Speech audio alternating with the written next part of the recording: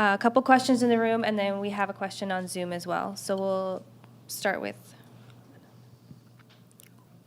Adnan Bashij-Vavel. Oh, sorry. Adnan Bashij-Vavel. Since Sandra wasn't here, I'll ask his question. How does this keep happening to the team? Well, I mean, it's the same thing that has happened 3 times now.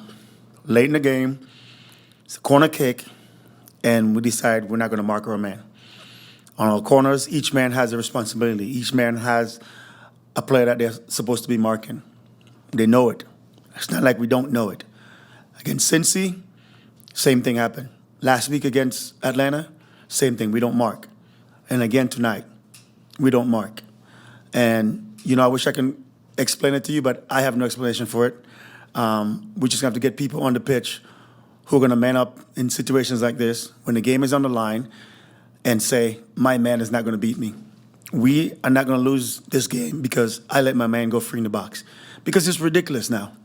And quite frankly, I'm fed up with it. But, I have to take responsibility because at the end of the day, I'm the head coach and it's my team and we're letting these points slip away like that. Obviously, I'm not out there marking, but, I have to get guys on the pitch who are going to step up in these pressure situations and just not get beat. Just not get beat. We're at home, a minute or two or so to go. They get a corner, and we lose our mark once again. It's just ridiculous, and it has to stop. Hey, Ezra, Joe Chats on Tap Sportsnet. You said you're fed up. I'm curious if the locker room, if it's giving the same vibes, the same urgency after another performance like this. Well, in context, I'm fed up with that same situation happening, not fed up with the whole thing. No, because, the type of person I am, I'm going to do my best to keep it positive in that locker room. But I can see where it could be starting to become wearisome because it's the same thing happening over and over again. We just going to have to spend maybe a whole training session just training defending corner kicks because we're just horrible at it. The second half, it's not the kind of game that we like to play. But at the end of the day, you have to play according to what the situation is in the game.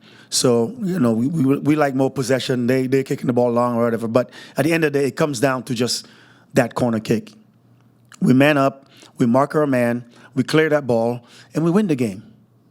And it's not the first time. It's 3 times now. Twice at home, late in the game, on corner kicks, we lose our man, and we get beat. Last week, we fought back to get back into that game in Atlanta. Maybe 30 seconds to go. We lose our man, and we get beat. And it has to stop. And we're just going to have to train harder and harder at defending set pieces, defending corner kicks in particular, because this cannot keep happening. It's early in the season, yes, but these points are crucial points. And it's not like we're out of these games. We're in these games. We put ourselves in position to win these games. But that commitment at the end has to be there. Each and every one of us on the pitch has to say, listen, I am not going to get beat. And if everyone says that, we're probably going to win the game because no one gets beat. We clear the ball and we win the game.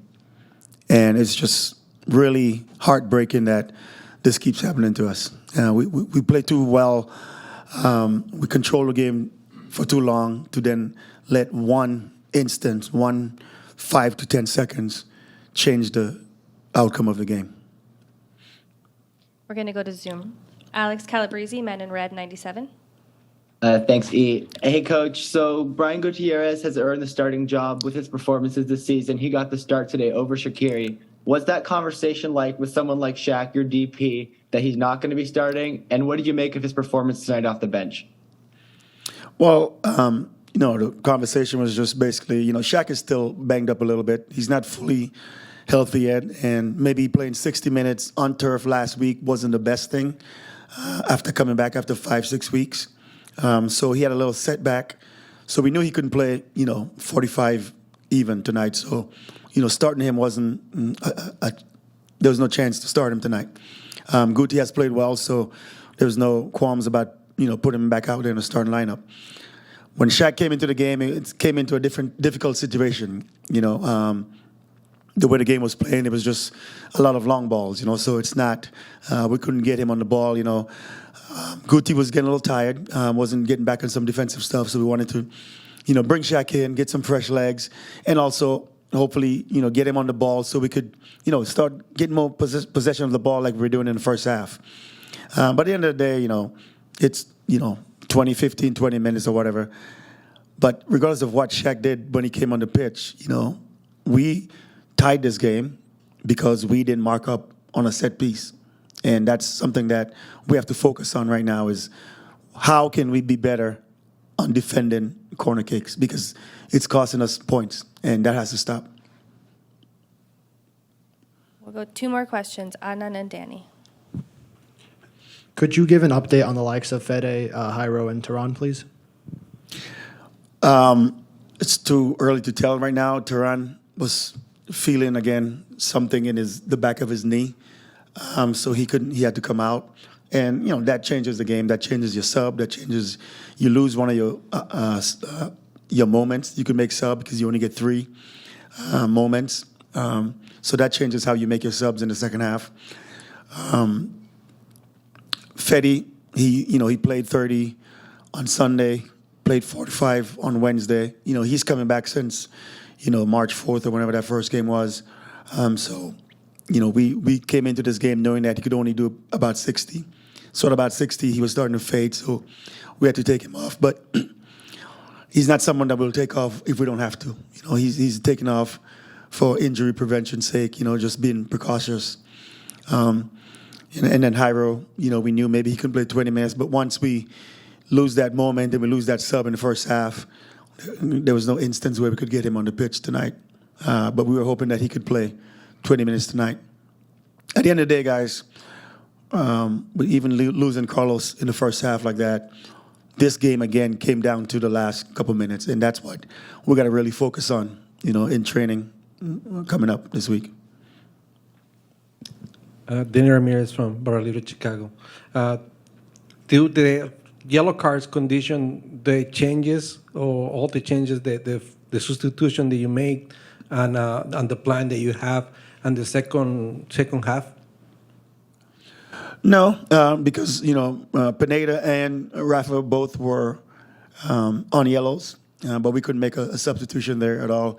The substitutions I made were based on, trying to get fresh legs on to help defend the league. So, Marin and Guti were both fading, so we wanted to get Dean on the right so he could give us some defensive cover over there and then, bring Shaq in the game late in the game for about 15, 20 minutes to go. Yellow cards didn't really factor into it. We were going to have to play out because we only had 2 moments and 4 subs, so we had to, take a chance. And had Rafa or Pineda picked up a second yellow once the substitution were made, we would have to play with 10. But we were in a situation where we just had to get some fresh legs onto the pitch. Thank you. Thank you, Coach. All right. Thanks, guys.